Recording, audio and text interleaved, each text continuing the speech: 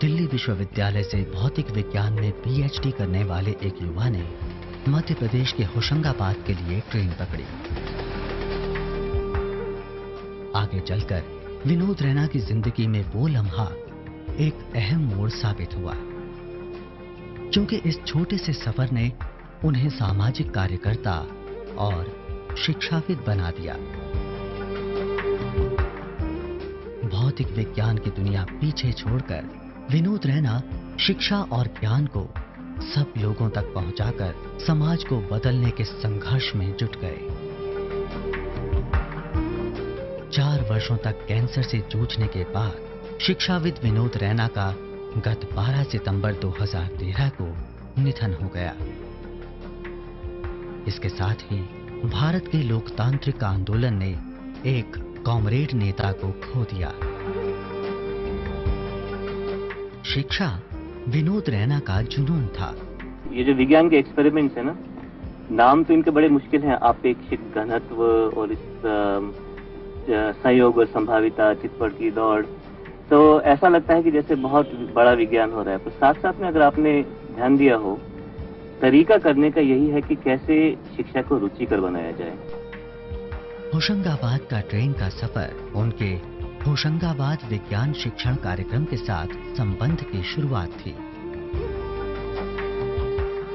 आगे चलकर उन्होंने एकलव्य की स्थापना की, जो कि भारत में विज्ञान शिक्षा कार्यक्रमों में मील का पत्थर साबित हुआ।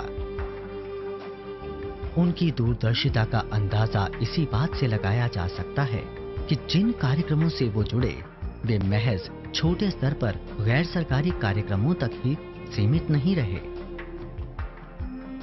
एकलव्य कार्यक्रम की सफलता ने भारत में शिक्षा प्रणाली पर अपनी छाप छोड़ी। विनोद रैना ने हमेशा शिक्षा के जरिए होने वाले बदलाव को महत्व दिया। साक्षरता और प्राथमिक शिक्षा दोनों का एक अभियान चले ताकि निरक्षर न रहे कोई और सब लोग स्कूलों में जाएं। और सिद्धांत रूप से तो ये सही है, पर यह भी सही है कि जो भी सरकारी तरीके अभी तक रहे हैं ये करने के, वो अब सरकार भी मानती है कि असफल हैं, जब तक इसमें समाज का सहयोग न हो। वे शायद खुद इस बात को मानते थे कि उनकी जिंदगी की सबसे बड़ी कामयाबी वर्ष 2009 में भारतीय संसद द्वारा शिक्षा का अधिकार विधेयक पारित करना था। कानून बनने के बाद भी उसे लागू करवाने के लिए वे लगातार कोशिश करते रहे। इस विधेयक का मूल समझाने के लिए उन्होंने राज्यों का दौरा किया और अधिकारियों, नीति निर्धारकों और कार्यकर्ताओं से मुलाकात की। हमारा ये मानना है, हम पूर्व अधिकारी, आजकल के अधिकारी, नेतागण को ये बताएं, अगर सरकार लोगों के साथ भागीदारी से शिक्षा में काम करना चाहते हैं, लोग तैयार हैं। सवाल है कि क्या अधिकारी और नेतागण तैयार है या नहीं। साल 1984 में भोपाल गैस त्रासदी के पीड़ितों को न्याय दिलवाने वालों में भी विनोद रैना आगे रहे। वे People's Science Movement in India के सह संस्थापक भी थे, जो उनकी सामाजिक बदलाव के लिए छोटे स्तर पर हो रहे संघर्षों को बड़े अभियानों में बदलने में दिलचस्पी का उदाहरण है। वर्ष 1987 में स्थापित All India People's Science Network के वे एक अहम नेता थे और इससे वे अपनी मृत्यु तक जुड़े रहे। वे वर्ष 1990 में बनी भारत ज्ञान विज्ञान समिति से भी जुड़े थे और कई वर्षों तक वे इस संस्था के राष्ट्रीय महासचिव रहे। 1990 के दशक में देश भर में फैले शिक्षा अभियान में वो एक ताकतवर आवाज बनकर उभरे।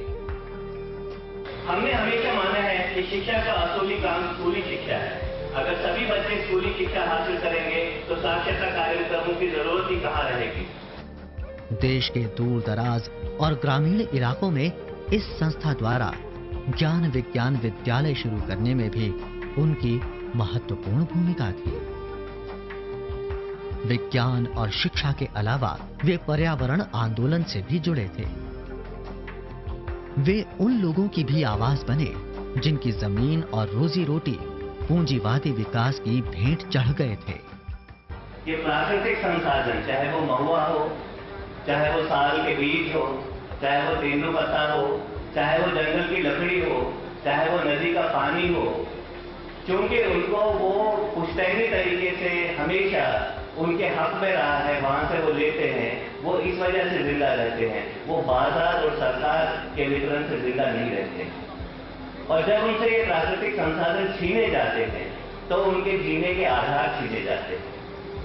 तो नर्मदा घाटी से उभरा हुआ संघर्ष, जिसने विश्व बैंक को चुनौती दी और विश्व बैंक को वहां से धकेल दिया, उससे बहुत लोग प्रेरित हुए। नर्मदा बचाओ आंदोलन, देश के कई भागों में होने वाले परमाणु विरोधी आंदोलन और ऐसे ही कई और अभियानों में विनोद रैना ने बढ़ चढ़कर हिस्सा लिया। होशंगाबाद जिले के एक छोटे से गांव के लोगों से जो कुछ विनोद रैना ने सीखा, वही उनके बाद के जीवन के काम की बुनियाद बना। जुबली साउथ कार्यक्रम के जरिए वे अमीर देशों की अनुचित वैश्विक नीतियों के खिलाफ लड़ाई का हिस्सा बने। साथ ही वो उस वैश्विक संघर्ष का भी एक अहम हिस्सा थे, जिसका मकसद गरीब देशों पर लगे अनुचित कर्ज को खत्म करना था।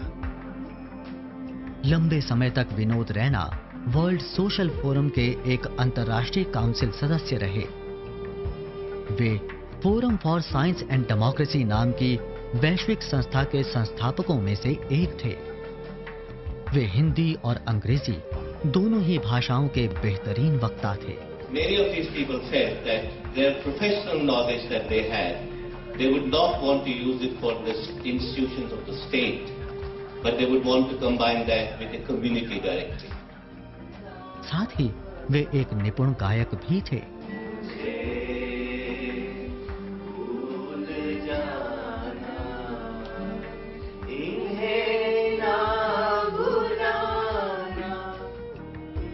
विनोद रैना की कमी द पीपुल्स साइंस मूवमेंट, विभिन्न शिक्षा और साक्षरता अभियान और कई जन आंदोलनों में खलेगी। लेकिन उनके जैसे कॉमरेड मरते नहीं हैं। वे अपने काम के जरिए हमेशा लोगों के बीच जिंदा रहते हैं। आंदोलन ऐसा मरता नहीं है, वो उतार चढ़ाव आ सकते हैं, लेकिन वो ऐसा नहीं है कि वो बीज एक दफ़ा बोया तो वो बीज कभी उभरे। अगर उसको परिस्थिति मिल गई, पानी मिल गई, हवा मिल गई, धूप मिल गई तो वो खिलेगा। अगर नहीं मिली तो वहाँ उसकी जड़ रहेगी, जब परिस्थिति मिलेगी तो उभरेगा।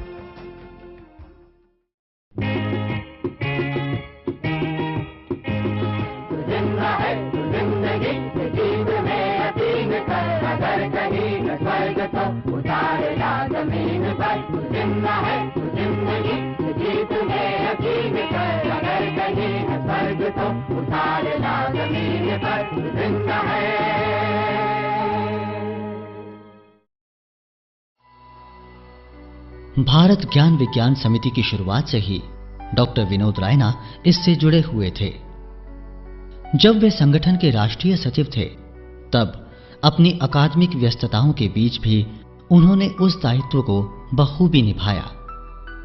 इस कठिन समय में जब सामाजिक कार्य एक करियर बन गया है, एक अखिल भारतीय स्वयंसेवी संगठन के सामने आने वाली चुनौतियों का उन्होंने डट कर मुकाबला किया।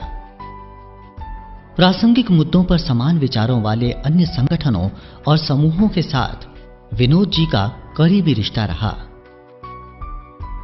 18 सितंबर को दिल्ली के 3 मूर्ति भवन में भारत ज्ञान विज्ञान समिति द्वारा नेहरू स्मारक संग्रहालय और पुस्तकालय के साथ आयोजित स्मृति सभा में वो साफ नजर आया। अल्प सूचना पर बड़ी संख्या में लोग उन्हें याद करने वहां उपस्थित हुए। विविध सामाजिक सांस्कृतिक मोर्चों पर सक्रिय अनेक साथी उस रोज इकट्ठा हुए।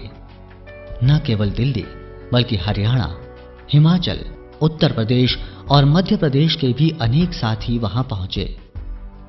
आंदोलनों, संगोष्ठियों, अध्ययनों, जुलूसों और दीगर अवसरों पर विनोद रैना कैसे उनसे जुड़े और किस तरह सहयोग का हाथ वे बढ़ाते थे, दोस्तों ने याद किया।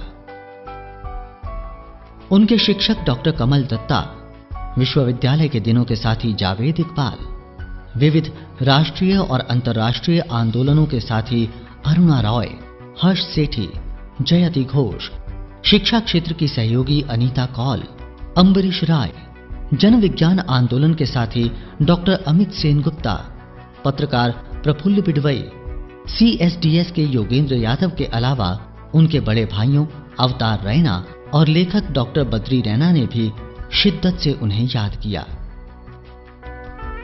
सभा की शुरुआत नेहरू स्मारक संग्रहालय और पुस्तकालय के निदेशक डॉक्टर महेश रंगराजन के संक्षिप्त संबोधन से हुई। उन्होंने भारत ज्ञान विज्ञान समिति की राष्ट्रीय सचिव आशा मिश्र और अखिल भारतीय जन विज्ञान नेटवर्क के अध्यक्ष डी रघुनंदन के साथ सभा की अध्यक्षता की। आशा मिश्र ने संगठन और व्यक्तिगत स्तर पर विनोद जी के साथ संबंधों को याद किया। एक दोस्त के नाते, एक संगठन के काम करने वाले सहयोगी रूप में, एक अच्छा एक गाइड करने मार्गदर्शक के रूप में, एक कभी कभी उनको डांटने वाले के रूप में भी मेरा अलग अलग अनुभव उनके साथ रहा है। रघु जी ने उनकी विविध छवियों को शब्द दिए। ज्ञान और तकनीक के जनवादीकरण की तरफ जो इन मुहिम ने, संस्थाओं ने, संगठनों ने जो योगदान दिया, जिसमें विनोद रैना ने शिरकत की, वो मेरे ख्याल से बहुत महत्वपूर्ण था। भारत ज्ञान विज्ञान समिति हरियाणा के साथियों के जन गीतों के साथ सभा आगे बढ़ी।